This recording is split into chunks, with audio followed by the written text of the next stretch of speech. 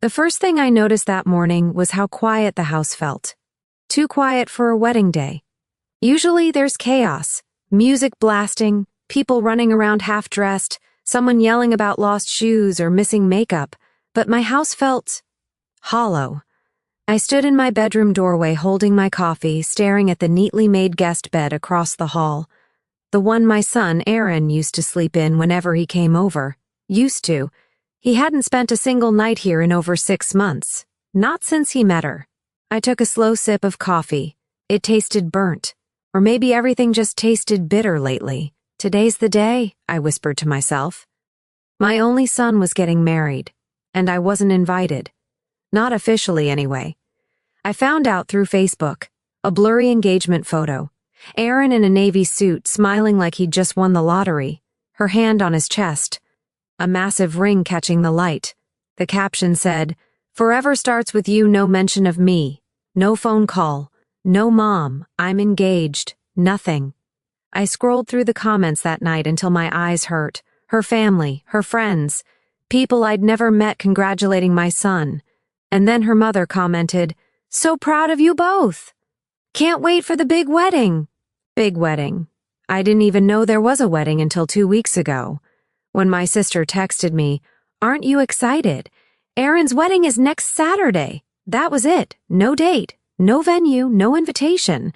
Just a reminder that I'd somehow been erased from my own child's life.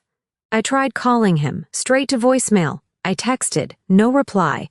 I waited 3 days before I swallowed my pride and messaged her. "Hi, this is Aaron's mom. I heard about the wedding and just wanted to know the details." She replied 2 hours later, "Oh, hi. Yes, it's a very small ceremony. Family only, family only." I stared at that message for a long time. My hands were shaking. I typed back, "I'm his mother." 3 dots appeared, then disappeared. Then finally, of course. But unfortunately, the guest list is already finalized. Already finalized. Like I was a +1 that didn't make the cut. I didn't respond. What could I even say? That I gave birth to him, that I raised him alone after his father died, that I worked 2 jobs so he could go to college, that I was there for every fever, every heartbreak, every failure? None of that mattered anymore, apparently. So no, I wasn't invited. But I was still his mother, and I wasn't going to miss his wedding. Not like this. Which is why, at 7:15 that morning, I stood on my front porch while a black luxury SUV pulled up to the curb. The driver stepped out, tall, mid-40s, wearing a black suit and sunglasses even though it was cloudy. He smiled politely. "Mrs. Carter?" "Yes. I'm Victor. I was sent by the family." The family, not my family, her family. They were rich, very rich. The kind of rich that didn't talk about money because they didn't have to. Her father owned several construction companies. Her mother was on charity boards. They lived in a gated community I'd only ever seen on Google Maps. Victor opened the back door for me. "Please, come in." The inside smelled like leather and some kind of expensive cologne. I clutched my purse on my lap like it was a life vest. "Where are we going?" I asked. "To the venue." He said it smoothly, professionally, like this was all normal. I nodded. The car pulled away, my heart was pounding. Part of me still couldn't believe I was actually going, that I was going to see my son get married without even knowing if he wanted me there. We drove for about 20 minutes, out of my neighborhood, past the old shopping center, then onto the highway. The clouds got darker, the sky looked heavy, like rain was coming. Victor glanced at me in the rearview mirror. "You okay back there?" "Yes. Just nervous." He nodded. "Big day." I smiled weakly. "For who?" We exited the highway and entered a long private road lined with tall trees. The kind that formed a tunnel overhead. It felt secluded, quiet, no traffic, no houses, just woods.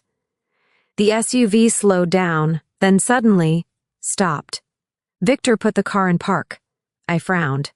"Aren't we?" He turned around, and his expression changed. No more polite smile, no more warmth. Just something cold, calculated. "Mrs. Carter," he said slowly. "I'm going to need you to do something for me." My stomach dropped. "What?" He opened his door and stepped out, walked to the back. I heard the trunk open. Then he came around to my side and opened my door. "Please step out." My heart started racing. "Why?" He lowered his voice. "Because the family doesn't want any scenes today." I blinked. "I don't understand." He gestured toward the open trunk. "They want you to hide in there until we arrive." I stared at him. The words didn't register at first. "Hide? In the trunk?" "Yes, ma'am." I laughed nervously. "You're joking." He didn't laugh back. "It's just temporary. We'll let you out once the ceremony starts. This way no one sees you arrive." My hands were shaking. "This is insane." He leaned closer. "Look, I don't make the rules. I just follow instructions." "Whose instructions?" "The bride's family." Of course it was them." My chest felt tight. "You want me to climb into a trunk like I'm some kind of criminal?" "It's either that," he said calmly, "or I turn around and take you home." The word home echoed in my head. Take you home. Like I was a package, like I didn't belong there. I looked at the trunk, then back at him. My pride screamed at me to walk away, to tell him to go to hell, to go back inside my house and pretend none of this was happening. But then I saw Aaron's face in my mind, 6 years old, missing his 2 front teeth, holding my hand on his first day of school. "Don't leave me, Mom." I swallowed. "Fine." Victor stepped aside. The trunk was clean, padded, empty. But it was still a trunk, a dark enclosed space. "Just for a little while," he said. I climbed in, my knees pressed to my chest. The lid closed, and suddenly everything went dark. The air smelled like rubber and dust. I could hear my own breathing. Too loud, too fast. The car started moving again. I lay there in silence, my heart pounding so hard it hurt. This was real. I was literally hiding in the trunk of a car to attend my own son's wedding. Humiliation didn't even begin to cover it. I tried to focus on my breathing. In through the nose, out through the mouth. Minutes passed. Or maybe seconds. I had no sense of time. The car stopped again. I heard doors opening, voices, muffled laughter, music in the distance. We'd arrived. Then I heard something that made my blood run cold. Another trunk opening, not mine, a different one. And then, crying. A soft, shaky sob. A woman's voice. "Please. I don't understand. I thought—" A man's voice cut her off. Cold, sharp, "Get in." Now, my entire body froze. What the hell was going on? Another voice joined in. Female, older. "You should be grateful we're even letting you be here at all." The crying got louder. "No, please, this isn't right. Do you want to ruin everything?" Silence. Then the sound of fabric shifting. Of someone climbing into a trunk. My throat went dry. There was someone else. Another person being hidden. Another unwanted guest. I felt a chill crawl up my spine. This wasn't about me anymore. Something was very wrong. The cars started moving again, slowly this time, like a procession. I pressed my ear against the side of the trunk, trying to listen. My mind raced. Who was that woman? Why was she crying? Why was she being forced into a trunk too? We stopped once more. This time for longer. I heard heels clicking, voices greeting each other, champagne glasses clinking, music playing louder, a wedding, a perfect, expensive, beautiful wedding. Built on secrets, built on lies, built on people being hidden away. My hands were trembling. The trunk opened. Light flooded in. Victor's face appeared. "Okay, we're here." I blinked, disoriented. "Where am I supposed to go?" He hesitated, then said, "Wait here." He closed the trunk again. "Wait here." Inside, in the dark, at my son's wedding, I sat there in silence while the sounds of celebration echoed all around me. Laughter, music, cheers. Somewhere above me, my son was getting married, and I was still locked in a trunk. Then I heard it, the other trunk opening, footsteps, and a voice I recognized instantly. My son's, Aaron. "Where is she?" he asked. My heart stopped. Her mother replied sweetly, "Don't worry, sweetheart. She's taken care of." Taken care of. Aaron hesitated. What does that mean? And then she said the words that made my blood turn to ice. She won't interfere with the ceremony. I pressed my hand over my mouth to keep from screaming, because in that moment I finally realized something terrifying. I wasn't just being hidden. I was being erased. And whatever I was about to see, they didn't want me to see it. Not at all. The trunk opened again. This time, it wasn't Victor. It was Aaron, my son. His face appeared above me, framed by sunlight and white roses. For a second, neither of us spoke. He just stared, eyes wide, mouth slightly open, like he'd just discovered a ghost. "Mom," he whispered. I sat up slowly, my joints stiff, my hair a mess, my dignity completely gone. "Yes," I said. "It's me." Behind him, I saw her mother freeze. Her perfect smile collapsed like a cracked mask. "What is she doing here?" she snapped. Aaron turned around. "What do you mean, what is she doing here? Why was she in the trunk?" Her mother stepped forward, voice tight but still trying to sound polite. "Aaron, sweetheart, this isn't the time." "No," he said sharply, "this is exactly the time." The music in the background kept playing. A string quartet. Soft, romantic, completely wrong for what was happening. I climbed out of the trunk, my legs shaking. Guests nearby were starting to notice. People whispering. Phones coming out. Her mother lowered her voice. "This is a private family matter." I laughed, a short, bitter sound. "Funny," I said. "That's what you told me when you said I wasn't family." Aaron looked at me. "Mom, what is she talking about?" I took a breath. "Ask her why your wedding invitation to me was a Facebook post." Silence. Her mother opened her mouth, closed it, then tried again. We were just trying to avoid unnecessary drama. Aaron's face hardened. "By locking my mother in a trunk?" Her father appeared now, tall, gray hair, expensive suit.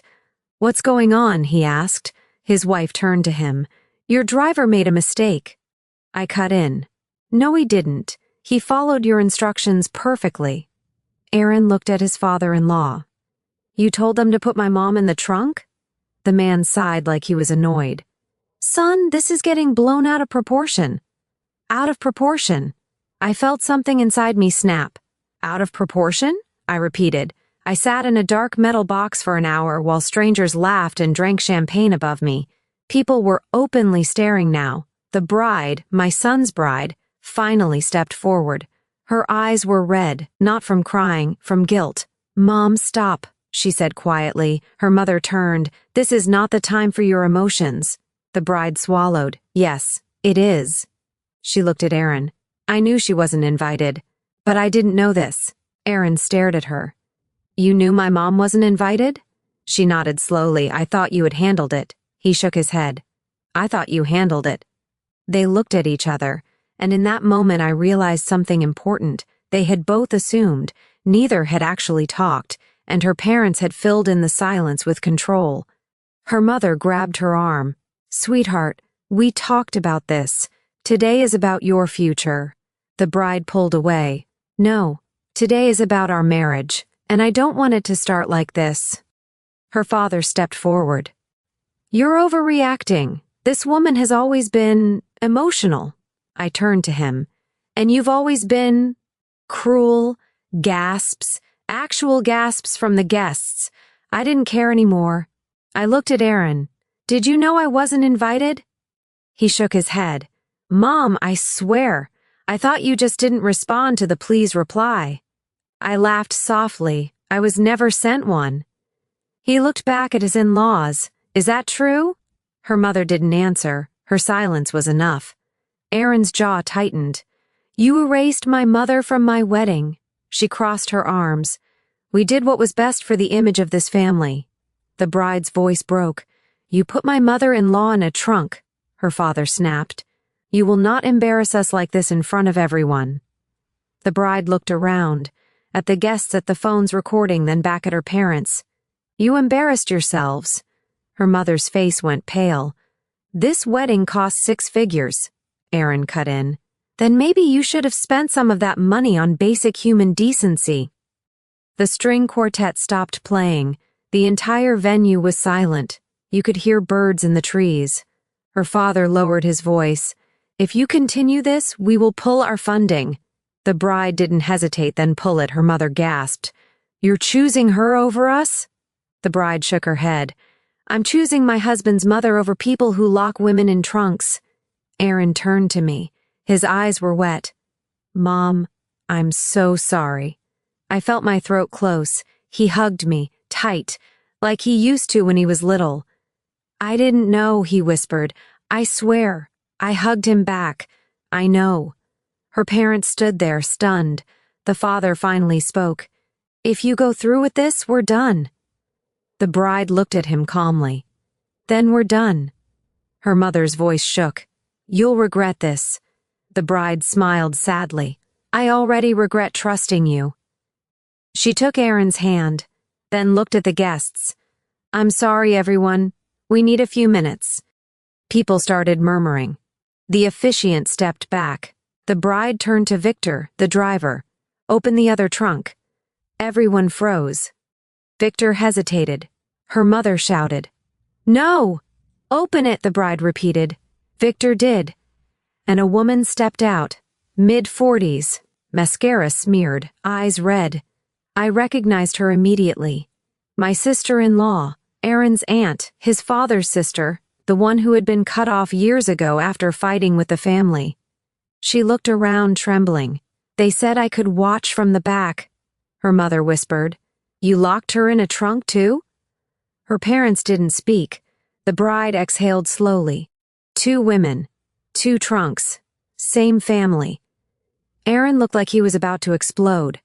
"That's it," he said. "Wedding's off. Here, now." Gasps again. The bride squeezed his hand. "Wait."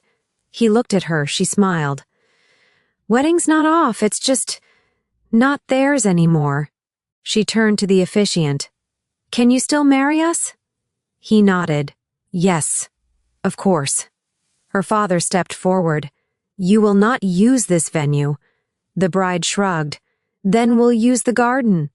She looked at the guests. "Anyone who's here for us, not my parents, you're welcome to stay." People clapped, actually clapped. Her parents stood there, powerless. Their perfect wedding ruined, their control gone. We walked to the garden. No arches, no string quartet, just trees and sunlight and honesty. The officiant cleared his throat. "Do you still wish to proceed?" Aaron looked at the bride. Yes. She looked at him. Yes. They exchanged vows with shaky voices. Real vows, not scripted, not polished. When they said "I do," people cried, including me. Afterward, her parents left. Didn't say goodbye. Just walked out. The bride didn't chase them. She came to me instead. "I'm so sorry," she said. I looked at her, and for the first time I saw her not as the woman who took my son away, but as a woman who had just stood up to her entire family. "You did the right thing," I said. She nodded. "I want you in our lives, really in them." Aaron smiled. "Mom, we're coming over for dinner tomorrow." I laughed through tears. "You're cooking." He groaned. "Fair." We ended up having the reception at a small restaurant nearby. No fancy decorations, no ice sculptures, just pizza, wine, and laughter. And for the first time in months, I felt like I had my son back. A week later, the bride's parents tried to call. No one answered. They sent messages, apologies, excuses. They wanted to talk. The bride blocked them. She looked at me one evening and said, "I learned something important at my wedding." "What?" I asked. She smiled. "That blood doesn't make you family. Actions do." And I realized something too. They tried to hide me. They tried to erase me. But in the end, their attempt to control everything exposed who they really were, and gave me something better. A son who chose me, and a daughter-in-law who earned my respect. Not from a front row seat, but from the trunk, where the truth finally came out.